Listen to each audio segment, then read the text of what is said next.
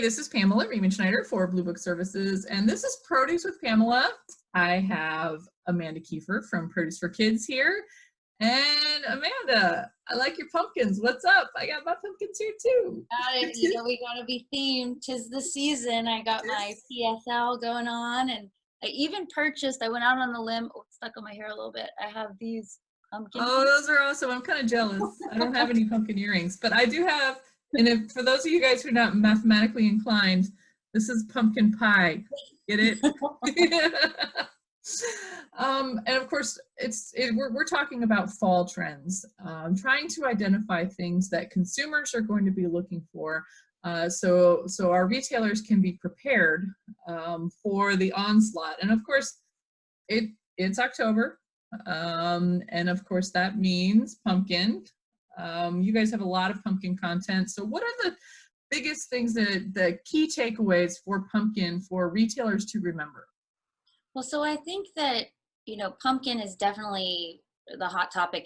It's not new this year. Like, oh, pumpkins are new. Like, it's every year. You can look at the Google Trends. We talked a little bit about like year over year. You just see like this massive spike. So, Yeah. pumpkin everything. We have a new on the site. We just did a kid-friendly latte, a pumpkin latte, which we don't Mhm. a ton of beverages. We're kind of starting to see that people are interested in produce centric beverages, so including more of that on the site. But we do have a kid friendly pumpkin, so your kids can be PSL too, so it's caffeine free. Yeah. Right. But yeah, so all the pumpkins, lots of pumpkin recipes, healthy pumpkin recipes. But we talked a little bit about how in the produce department sometimes shoppers aren't realizing what, besides carving a pumpkin, there's tons of pumpkins, but like, what do we do with the pumpkins? Like, Right. Yes. what else? So the one thing that I have only ever seen one time, that has been shared with the Four Seasons Produce out of Pennsylvania, has a poster that they produced a couple of years ago that shows which pumpkins are good for eating. Because one of the number one questions that people ask me on November 1st is, can I eat a jack-o'-lantern? And I mean, you can. It's edible technically. Certainly not after you carve it, right? Because then you've got a food safety nightmare happening. The seeds especially here in Florida, I will tell you. Yeah. I mean, if you can make a pumpkin last here in Texas more than 2 days without it becoming porch soup, right. I mean, there's a bunch of tips and tricks on the ways to keep pumpkin fresher, like putting Vaseline on it or dipping it in, a very, very diluted bleach water. Or, you can just wait until Halloween itself and carve your pumpkins. That pumpkin, not tasty. What I want to see as I walk through the produce department, and because we've got this explosion of beautiful pumpkins, all of these ones that are the fairy tale kind, they're shaped or colored, or those are actually the ones that are really good to eat. And I did a video last fall. My friend Heather goes to the pumpkin patch at the church by her house like the day after Halloween, and they give away all the old pumpkins, and she like just picks them up and cans them and stuff. And so I showed you how you can actually cook one of those pumpkins in an Instant Pot too, because I want to be trendy, right? Wow, that is really a trend right there. Pumpkin. I know. Yeah, I actually used my Instant Pot for something besides rice. But those big, huge pumpkins, and I never see retailers promote the fact that you can eat them. And that they're actually really good to eat. If you go to a Hispanic store, you find like carved up pieces of calabaza, right? It doesn't have to be that hard. You could just have a sign that's like, eat me, like next to the bin of pumpkins. And I think that would make consumers a little bit happier about paying $12 for one of those fancy pumpkins if you can make awesome pumpkin soup or pumpkin pie or whatever after you're done with it. So. Well, and I think too, people don't realize that you can, with those pumpkins, make the puree straight from those pumpkins. I mean, of course, you can pumpkin in a can. That's cool too. But it's not that hard to create the puree. I mean, it might seem a little intimidating, but I think once you do it, it's like, wow, I could create like my pumpkin bars and all the pumpkin recipes you can think of. It's also ragweed season here in Austin. But yeah, that's the thing is that I actually, I'll link out to the video, but I made my own pumpkin puree from one of those big funky pumpkins. And the only thing that's difficult about it is that they tend to have a thicker skin. And so they're a little hard to carve before you cook them. But I think that's a great reminder, and that's a really big opportunity to get not only people thinking about decorating with these pretty pumpkins, but also that you can actually eat them and that they're useful beyond just that first ring. Because we're thrifty, right? I have a hard time thinking about paying $12 for a fancy pumpkin, but if I knew that I could eat it, you know, Well, and I'm then it kind of all goes back to today's shopper looking to eliminate food waste. It's kind of, it just mhm. ties that all together too, where we're really trying to use every piece of every fruit and veggie at this point, and so it just makes sense. Yeah, for sure. And the other thing that we want to talk about real quick here is, I feel like apple pie kind of gets like the Marsha Brady treatment when everyone's talking about pumpkin, pumpkin, pumpkin. There's actually, kind of a funny debate on whether or not you're a pumpkin pie spice or an apple pie spice person. Amanda, which are you? Are you team pumpkin or team apple? I think I'm team pumpkin. I'm an apple gal. I love apple pie. I love apple cider. I love doing my own. And there's kits in the produce department that you can make your own apple cider. But there's also some recipes. You mentioned your own pumpkin latte recipe. Uh, Yes. it's the time of year to really talk about what kind of spices that you can use to go along with these ingredients. So Right. that's a I big think reminder. like the cinnamons and the nutmegs and all of those great things, there's a huge opportunity for some cross merchandising there with a lot of those spices. Yeah, for those little kits that you just stick right next to the Apple display. Mhm. Those are easy to do. Clip strip merchandising has been around ever since we, invented grocery store shelves.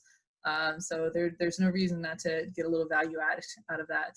Well, I So yeah, think in our last conversation, there was a good point that we feel like people know these things, but when you're in the grocery store and you're getting through your list, and sometimes you just need that reminder, you need mhm. something there that just says, make your apple pie and a snap or that. Yes. Something Like, that just don't take says, it for granted that we all, are totally thinking all of these things while we're doing our grocery shopping. Just a simple reminder like that that stands out to pick up these ingredients. Don't forget your apple pie yeah. ingredient. Don't forget this little tiny little sachet of spices that you can make apple cider with, and it makes it 10 times better when you're grabbing that giant jug of apple cider from the produce department. It's such a fun time of year to shop. We've got pumpkin patches at the grocery store. We've got all of the fall apples coming out.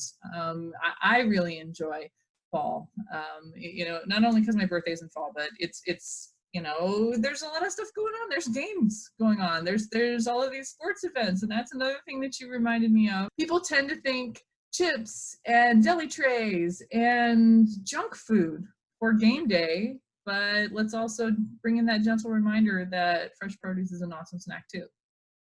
It really is, and we work with a lot of different content creators, and we create a lot of content ourselves. And there's just so many easy ideas out there when it comes to game day. And when you think about that opportunity, I mean, you have this huge chunk of time. It's not like it's one holiday, that you're like gearing up for. It's every single weekend, that people are coming together and people are looking for things to make or something. You want to be the person where someone comes over to your house and is like, oh my gosh, this is so cool. Like, I never would have Mm-hmm. thought homemade potato skins, which are so easy. I mean, air fry, I have an air fryer, which I love. So for game day stuff, people kind of like that fried taste as they're watching the game. So I do a Right. lot in the air fryer. But the potato skins, I mean, of course the guacamole, but there's different ways to like, you know, inspiration up your guacamole with different things you can add in. And we've been doing a lot of the mini peppers and just like stuffing them with, so Yeah. it's like a good Yeah. like grab and go, like good appetizer to snack on. Yeah, so don't forget about produce for game day, please. And I actually, since I am entering my heavy soccer season where I'm always out on a sideline as well, That's something that, you know, snacks are not just for kids, right? You're all sitting out there with all of the parents on the team. And we make one of my sons has Friday night games, and it's just soccer parents, so we're all sitting in our fold up camp chairs. So I actually bring like a spread of tasty snacks to eat and make it a nice evening instead of just sitting out there. And it's hot here still, but you know, you could be freezing too. But bring your thermos of cider and then maybe some apples and some dip or something like that. I've done apples and cheese on a board. And actually the other parents look a little jealous from the other team because I got this whole huge spread out there, but it's something that it makes it more fun.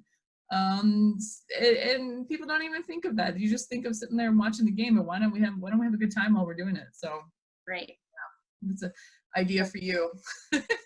Well, and this season too brings us a lot of like the root vegetables, which I'm a huge fan of root vegetables. So I love this time of year. We just did a harvest bowl because I know we've talked about the popularity bowls continue to just be something that people are totally into. And so we put together a harvest bowl, which is all the flavors, the squash and apple and you know, the roasted pumpkin seeds and everything. Amazing bowl. But I think that those root vegetables, you know, sometimes they don't get the spotlight they deserve this time of year. I know, right? But that kind of brings me to my nightmare carving thing I've gotten over here.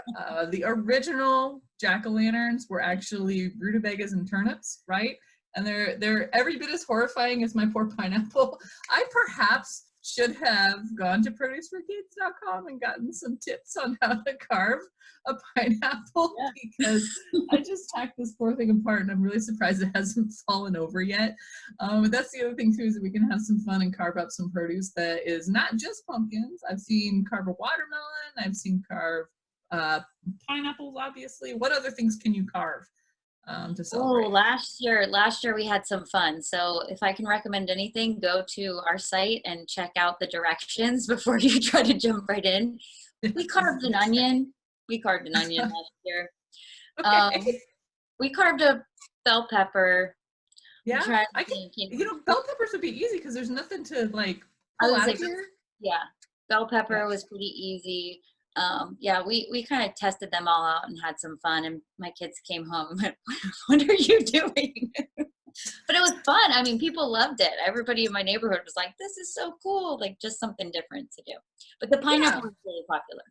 yeah. The Like, pineapple is really popular, but it is really messy to try to do this, and especially I thought I should carve it from the top, from the bottom, oh, interesting. but that doesn't actually work very well. Oh You're gonna no. burn yourself. Well, yeah, that's just remote control lights. Might I suggest heading over to the dollar store and getting some of those battery operated fake candles for this because that is what these are made for. So, so what's kind of the key takeaway that we really need to remember here when we're talking about fall merchandising, Halloween, and into the holidays? Well, so I think sometimes, like we talked about game day and we talk about Halloween, where the chip aisle or the candy aisle is kind of where people are going. And you see in the stores, they're really pushing you that way. And I think that the produce department has an opportunity to step in there.